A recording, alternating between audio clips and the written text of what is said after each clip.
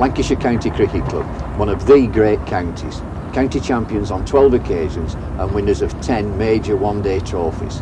The influence of Lancashire on English cricket has been enormous.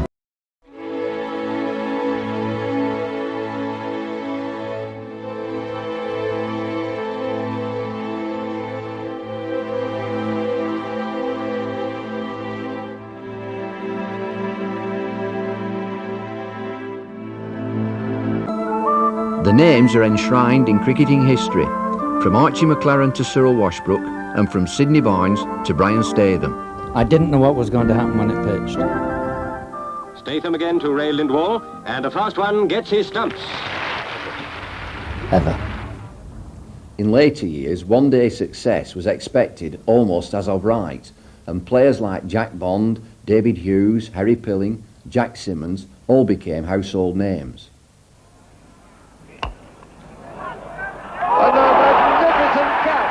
It's the end of Asif. Could that be the vital wicket? One of the best catches I think that I've ever seen, and I think if you can ever turn round to youngsters and say catches win matches, that definitely won Lancashire the match on that occasion in that final. Jack Bond leaping to his right, grabbing it one hand, rolling over. The crash bang wallop, the crowds, the noise, I loved it, yeah. It's the last ball of the over. Is it six more? It's another enormous shot. Straight six, 3 sixes in this over too, David Hughes. Of course, it wasn't always plain sailing. As a young player, you were treated as something that stands over there out of the way. And they were dreadful times. But the good times were very good indeed. Surrey cannot believe it. Neither can Paul Ellett and Ian Austin. There was an air of invincibility about us. We were confident that any score that was scored against us, we could attain. Well, there's been no better shot than that played today. Doubt very much there's been a better shot played in the whole season. Clive and I both clicked with the team, and we had marvellous team spirit, and Bondi was a great captain to play under. And as everything clicked, we had a bit of luck, and we enjoyed our cricket.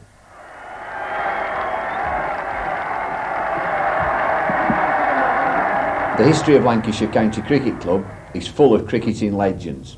Hornby and Barlow, McLaren and Spooner, John and Ernest Tilsley, MacDonald and Barnes, Washbrook and Painter, Statham and Puller. These are just some of the great names that graced the club for the first 100 years. Founded on the 12th of January 1864, Lancashire County Cricket Club did not have an easy childhood.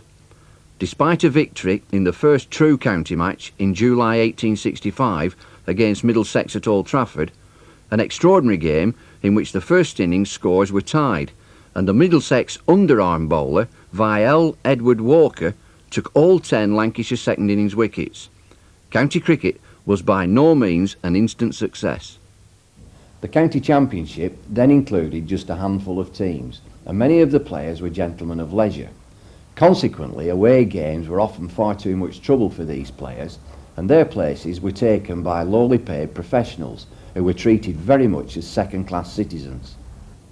The first notable Lancastrian was Edmund Rowley, a dashing middle-order batsman who captained Lancashire for the first 15 years and was an enormous influence on the development of the club.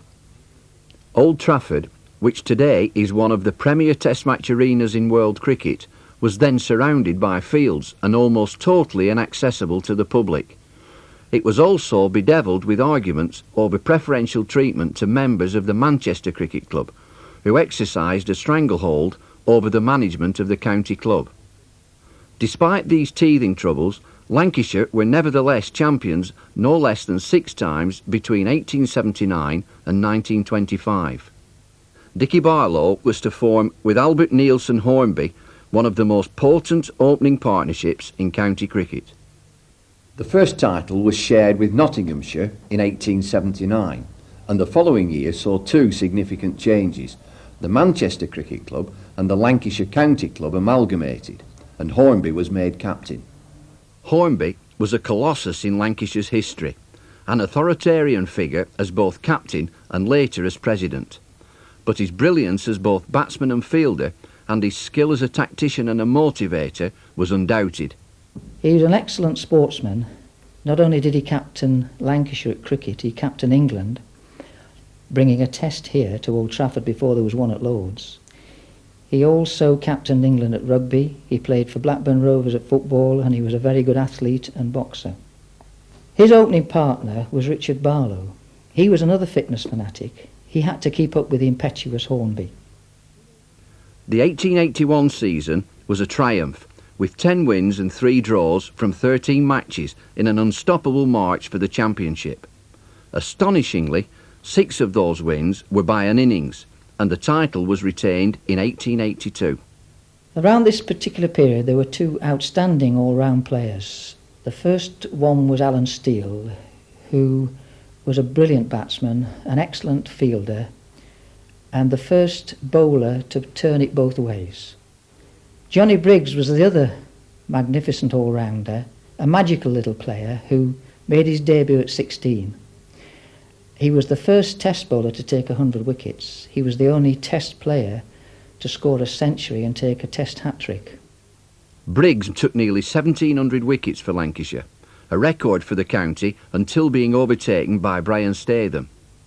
1890 saw the emergence of Archie McLaren, an old Harrovian. Archie made a century on his debut at 18. Went to play for England at 22 years of age, captained the side at 23, and made 22 test appearances as captain against the Australians. They thought he was the most gifted player that England had sent out there. In 1895, McLaren made history with the highest individual first-class score in county cricket, 424, a record that he held for 99 years until Brian Lara's 501 in 1994. Opening with the McLaren was Reggie Spooner, probably the most graceful player that played for Lancashire. Carter said he was unable to play a crude stroke. And with McLaren he made 368 as a record opening partnership which still exists as a record today. At the turn of the century, 2 famous brothers came to the front. John Thomas Tilsley, who was a very quick-footed player, reckoned to be the best player on a pull wicket with Jack Hobbs. And Ernest, his brother, 15 years younger, who was an excellent timer of the ball and scored 102 centuries. He scored more runs and appeared more times for Lancashire than any other player. It was also the era of Sidney Francis Barnes, considered by many to be the greatest ever bowler. He was a rather cold, aloof man who had little time for county cricket and played only 46 matches for the county and 27 for England, but 719 first-class wickets at an average of 17 and 189 test wickets at 16 speak volumes for his talent. Winning the championship of 1897 was probably the high point of the club's fortunes to that date. In 1879 the season consisted of just 10 matches, but by that time had expanded rapidly to 26, so to become champions was a much harder achievement, and 16 victories in that year was truly remarkable. Walter Brearley opened the attack with singular pace and aggression. John Tilsley scored over 2,000 runs and Reg Spooner scored nearly 1,700. Throughout this period, it was the matches against Yorkshire that aroused most interest. A record crowd of 2,000 watched the Roses match victory in 1875, and an incredible 45,000 people packed into Old Trafford on a single August bank holiday for the dramatic win that secured the championship in 1926. But the First World War brought cricket to a halt, and when it restarted in 1919, county matches were restricted to just 2 days. Although this was to be JT's last season, it saw the emergence of rotund Dick Tilsley, who was to become one of the best leg spinners in England, and the much-loved Cess Parkin. Just after the war, 2 great double internationals came on the scene, Jack Sharp and Harry Makepeace. Both scored over 20,000 runs for the county. Both won an FA Cup medal for Everton. Both played international football for England and international cricket for England. and both lived in the same street at one time in Liverpool. In the meantime, Ernest Tilsley carried on in relentless form, in fact setting batting records that still stand today. It's incredible that he only played 14 test matches. But the team lacked one vital ingredient, a quality fast bowler. And it was the signing of the Australian test bowler Ted MacDonald in 1925 that transformed a promising side into an unbeatable one. Although 34 years old, MacDonald was far from past his prime, as he proved with dramatic effect over the next 6 years. Under the new captaincy of Major Leonard Green in 1926, Lancashire won 9 of their last 12 matches to lift the championship, and MacDonald finished the season with 163 wickets. Although MacDonald again took over 150 wickets in 1927, and Charlie Hallows passed 2,000 runs at an average of over 70, only a totally unexpected victory by Glamorgan over Nottinghamshire in the last match led to the title being retained. No luck was required in 1928, as the team swept all before them in an unbeaten season, including 15 victories to achieve an historic hat-trick of championship titles. Hallows, Tilsley and Frank Watson all exceeded 2,000 runs, with Watson scoring the only treble century ever scored at Old Trafford, 300 not out against Surrey. At the end of this triumphant season, Leonard Green stood down as captain with the remarkable record of 3 championships from 3 attempts, and handed over to Peter Eckersley. What an act to follow. By comparison, 1929 was a dismal failure, with just a runners-up slot to show for their efforts. The bowling had become over-reliant on Tilsley and MacDonald, who was not the force as he was during the hat-trick years, although still taking 100 wickets. Although 1930 saw the title return to Old Trafford, the side was ageing, and victory was achieved by dint of safety-first tactics that were arousing much criticism, not least from that great supporter of Lancashire cricket, Neville Cardus. The glory years were over, and a remarkable period had come to a close. Nevertheless, there was to be one further championship victory before the outbreak of the Second World War, and the emergence of 2 great Lancashire players. In the 1934 side, 2 prominent players were Eddie Painter, a wonderful left-hander who scored 20,000 first-class runs and was famous for his episode in Australia for getting out of the hospital bed to score 83 and win the test match with a 6 against Australia in the Bodyline series. Also, a young Cyril Washbrook was playing in the 1934 side. Eddie Painter scored 322 out of a total of 640 for 8 on the first day of the match against Sussex at Hove in 1937.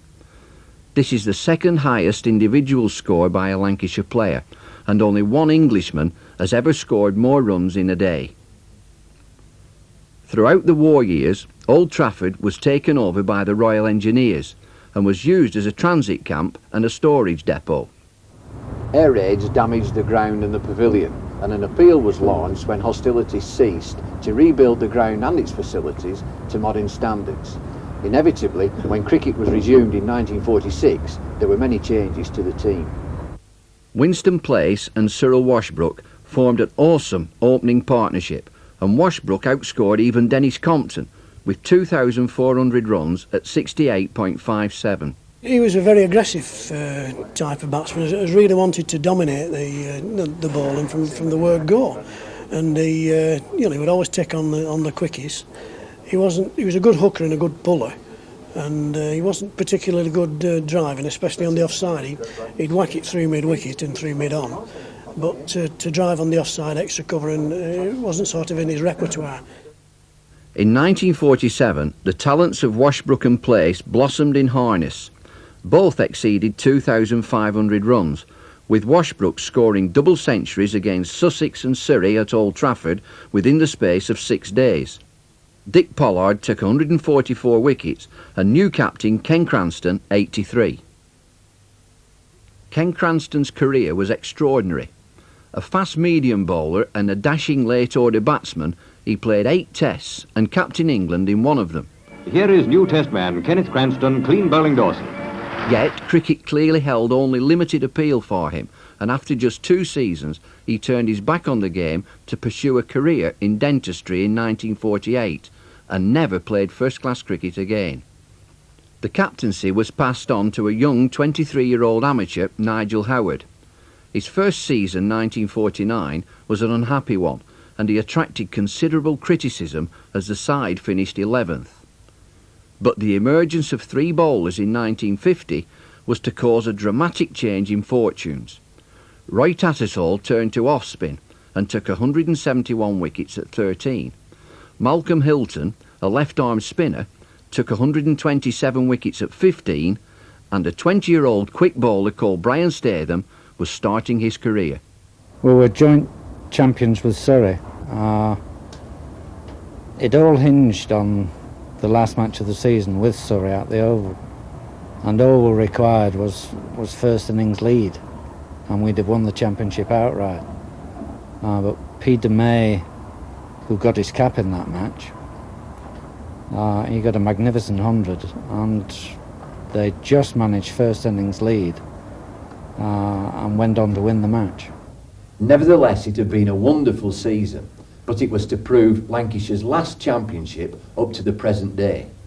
In 1954, Cyril Washbrook became the first professional captain of the county. Great man. A lot of people, you know, have different opinions of Cyril, but I will never call Tarbrush, as we used to call him, because he helped me a tremendous amount. He was instrumental in getting me in the England side in the first place. And for some reason, he helped me, he took me under his wing. He even used to buy me dinner. He was, you know, quite a hard man. He was a hell of a good cricketer, you know, a good international cricketer. One of the world-class players of that particular era. Washbrook, with 16 boundaries to his credit, hits his 99th run. Tension rises as he plays the ball which clocks his century. Bradman leads the applause which recognises a great player and the fact that England batsmen have found their form at last. Meanwhile, Brian Statham was establishing himself as one of the great England bowlers and an ever-present in the Lancashire side. Brian, you know, a very good professional, you know, tremendous bowler, as everyone knows from his record, and as nice a chap as you could wish to meet, and never shirked anything himself. You know, did a tremendous job. Hardly ever missed a game on the field. Here at Old Trafford, I always bowled at the Stretford end if possible. It was something visual rather than slope or against the wind. Everything looked right to me from the Stretford end rather than the Manchester end. His great virtue was immaculate line and length, allied to brisk, fast-medium pace. Statham again to Ray Lindwall, and a fast one gets his stumps. But the most amazing thing about this cricketing legend is that he never really mastered the science of his own bowling. I didn't know what was going to happen when it pitched. Ever? Ever. Right to the end, 1968. Oh. Coming on the staff, I can believe that, Brian's saying. He used to just run up and bowl. During my first years here, he never coached me once. He never really offered any advice. And I don't think, because he's a lovely man, I don't think it was anything to do with his, with the way he was as a character. I think it's the fact that he didn't know where he was going. But you see, as long as it was close enough to the off stump, it really didn't matter which way it went, I was in with a chance. If it left the bat, I was in with a chance of a caught behind or a caught in the slips or something. And if it nipped back, I was in with a chance of either bowled or LBW or leg slip. But the side desperately lacked an opening partner for Statham. Well, I really didn't have a partner until Ken Higgs came on the scene. This was one of the problems. Whilst we had a very well balanced side, particularly the very early 50s, where we'd Tattersall, Hilton, Berry, there was no one at the other end for me. I opened with Malcolm Hilton, with the new ball, and all Malcolm did was run up a bit quicker, didn't bowl any quicker, and continued to spin it. It may have sounded glamorous to be a professional cricketer, but the reality was somewhat different. You were, made to believe that you had to work for your rewards in the game, and that, you didn't really have any friends. I mean, everybody was out for the same thing. There was quite a lot of professional jealousy amongst players, and it was hard. It was hard for a young professional honour staff in those days. It would be about between 6:30, nearly the end of the day's play, and I'm walking out of the gate, bag in my hand, going to catch the bus again to go back to Todmorden, because it would be 8 o'clock by the time I got home. And I heard this, "Lever!" and he's waving there. I had to come back in, get changed, and go out into the nets again for about 3/4 of an hour. I'd just had a shower, and go through the whole process again, and then you could go home. Dreadful days. And the club was bedevilled by politics, and rumours abounded about unrest in the dressing room. Dreadful, dreadful. It was run on a very old-fashioned basis. We used to call it the dog's home downstairs, with all the young pros in, and I think there were 28 pros on the staff then, and about 4 full-time amateurs. You could tell them they wore the cravats. Bob Bennett was one. And if you went upstairs, you had to knock at the door and wait. You didn't walk into the senior pros dressing room. You used to knock and wait, and the door would go, "What do you want?" And that was the reception that you got as a young player. You were treated as something that stands over there, out of the way, and they were dreadful times. Bob Barber, came as amateur captain in 60, and he was captain 60 and 61. And it was quite an unhappy time. We didn't do too well as a side either. I think that his man management probably let him down, and there was a lot of disharmony and disunity. He virtually came straight from school to captain Lancashire, which wasn't very good. How can you have a schoolboy captain? He didn't like it himself, and he was forced to stay in another hotel, separate to the players. I can remember on the trip to India, in the MCC, one night in my room in Bombay, Bob actually cried. He said, I don't want to be segregated from the boy. I want to stay with them. He said, I'm lonely. And if they don't do anything about it, I'm going somewhere else. And if you remember, he went to Warwickshire. We lost a hell of a good cricketer. And then we got Joe Blackledge. Joe Blackledge, captain for just one season. Ken Greaves took over for the following 2. And then in 1965, a rather reluctant captain was appointed for the next 3 seasons. Well, I think it was probably right for the club at the time, but it wasn't something I really wanted to do. So I always had a very, very heavy workload, and I got tired. I got mentally tired. And I really wanted somebody to count overs, and particularly, when Gillette started, I couldn't keep track of how many overs these fellas had bowled. It was all a mystery to me. We had quality players at the club. We'd got England players, the standing of Brian Statham and Jeff Bullock, excellent cricketers in their own right, but yet the team wasn't doing well, and it was, I think, fairly common knowledge that they really weren't pulling together, and we needed a change at the top. And along came Cedric Rhodes, who over many, many years, something like 20 years, completely changed the face of Lancashire County Cricket Club. And not only did he change the attitude within the club, he also raised funds to develop the ground. But the healing influence did not prevent one notable departure. There's a chap on the photograph behind me who called me into his office in Manchester with the secretary, Jack Wood. That was Mr. Higson. And he accused me of being all sorts of things that I'm not. Troublemaker, I wasn't trying, and I resigned. And blow me, a week later, he resigned. Tommy Higson resigned as chairman. And I could have stayed if that would. It was too late, you see, by then. But despite everything, a side was coming together that was to dominate one-day cricket like no other before or since. The catalyst was the unlikely Jack Bond, who was a forgotten man in second 11 cricket. Well, I obviously knew that the captaincy job was up for grabs because Brian had said that he was giving it up at the end of '67, and I was still captain in the second 11. And I knew that they'd tried for A.C. Smith, but I don't think they could understand him. I think he talked a bit too posh. And Garfield Sobers, who eventually, went to Trent Bridge.